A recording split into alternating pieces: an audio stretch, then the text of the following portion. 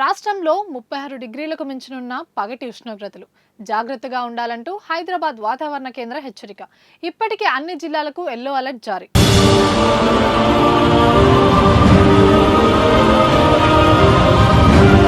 ఇప్పటికే ఎండల తీవ్రతతో అల్లాడిపోతున్న రాష్ట్ర ప్రజానికానికి మరింత చెమట పట్టనుంది. మార్చ్ ప్రారంభంలోనే భూమిని నిప్పులు కొలిమి చేసేందుకు సూర్యుడు సిద్ధమైపోతున్నాడు.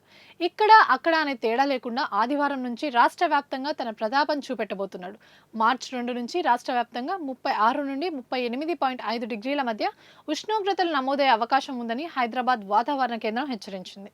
ఈ మేరకు ఎండ తీవ్రతను సూచించే ఎల్లో అలర్ట్ను అన్ని జిల్లాలకు జారీ చేసింది. ముఖ్యంగా మంచిర్యాల, ఆసిఫాబాద్, భద్రాద్రి కొత్తగూడెం, పెద్దపల్లి, జగిత్యాల జిల్లాల్లో 38 డిగ్రీలకు పైగానే పగటి ఉష్ణోగ్రతలు నమోదయ్యే అవకాశం ఉందని పేర్కొంది.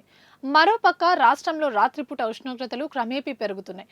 అన్ని జిల్లాల్లోనూ సగటున 15 నుంచి 20 డిగ్రీల మధ్య నమోదవుతున్నాయని వాతావరణ కేంద్రం వెల్లడించింది.